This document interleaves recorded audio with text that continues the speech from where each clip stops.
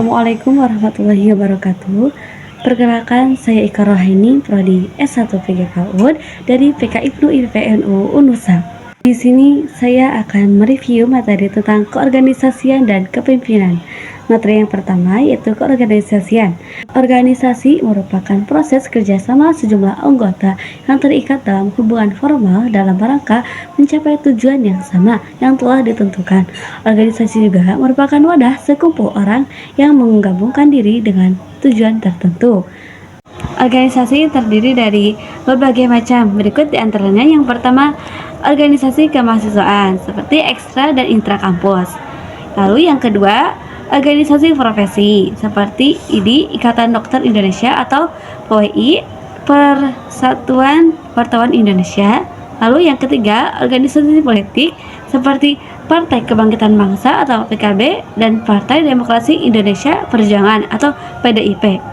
Lalu yang keempat, organisasi berdasarkan usia pelajar seperti IPNU, IPNU, Pemuda Dewasa seperti GP Ansor.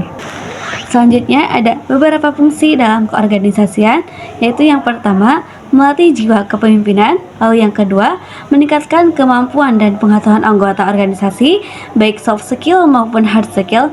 Dan lalu yang ketiga, melatih mental dan tanggung jawab. Selanjutnya, materi yang kedua yaitu materi tentang kepemimpinan. Kepemimpinan adalah suatu proses untuk menyalurkan gagasan secara kolektif maupun individu dengan didukung oleh daya atas kemampuan untuk mempengaruhi orang lain melalui proses komunikasi untuk kemudian dilaksanakan bersama-sama dalam mencapai tujuan yang dicita-citakan. Kemudian, suatu model kepemimpinan memiliki ciri dan karakter masing-masing.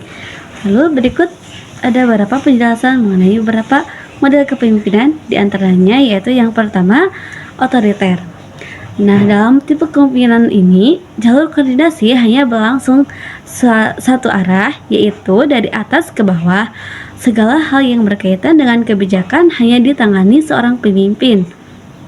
Bawahan tidak berhak mengajukan usul dan saran. Mereka hanya wajib menjalankan apa yang telah ditentukan oleh seorang pemimpin. Tipe yang seperti ini mempunyai kelemahan apabila sang pemimpin menemui jalan buntu dalam pencarian sebuah solusi permasalahan organisasi, maka organisasi mengalami kerendahan dan kecenderungan cepat mengalami konflik. Lalu yang kedua, bebas atau liberal. Suatu tipe kepemimpinan di mana seorang pemimpin memberikan kebebasan kepada bawahannya untuk mengutarakan pendapat sekaligus mengatur bagaimana pendapatnya bisa dijalankan bersama.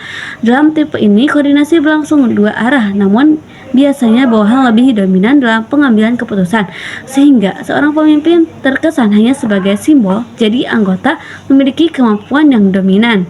Lalu yang ketiga, demokratis. Musyawarah dan kesepakatan anggota menjadi akar dalam perjalanan organisasi. Dalam tipe yang seperti ini, semua yang menjadi permasalahan kelompok dipecahkan dalam sebuah permusyawaratan anggota. Pemimpin menjadi fasilitator dan yang menjadi kebijakan adalah kata mufakat.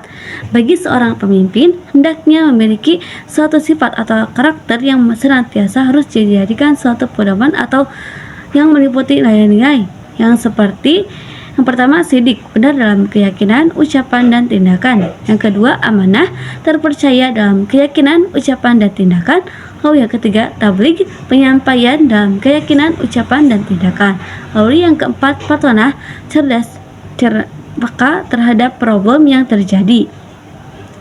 Nah, selain itu, hendaknya pemimpin mampu dan bisa untuk senantiasa berinteraksi hidup bermasyarakat dan sifat-sifat seperti yang pertama, tawasud dan i'tidal, sikap tengah dan berinteraksi pada prinsip hidup yang menjunjung tinggi keharusan perilaku adil dan lurus di tengah-tengah kehidupan bersama. Dengan sikap dasar ini akan terbentuk lingkungan masyarakat yang saling membangun.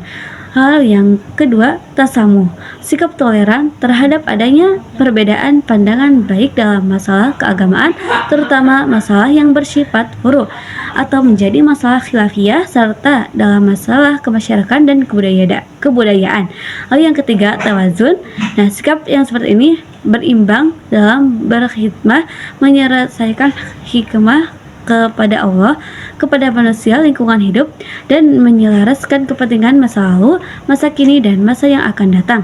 Lalu yang keempat, amar ma'ruf nahi mungkar. Nah, selalu memiliki kepekaan untuk mendorong perbuatan baik dalam berguna dan bermanfaat bagi kehidupan bersama, serta menolak dan mencegah semua hal yang dapat menjerumuskan dan merendahkan nilai kehidupan. Mungkin cukup sekian yang dapat saya sampaikan. Kurang lebihnya mohon maaf. Wassalamualaikum warahmatullahi wabarakatuh.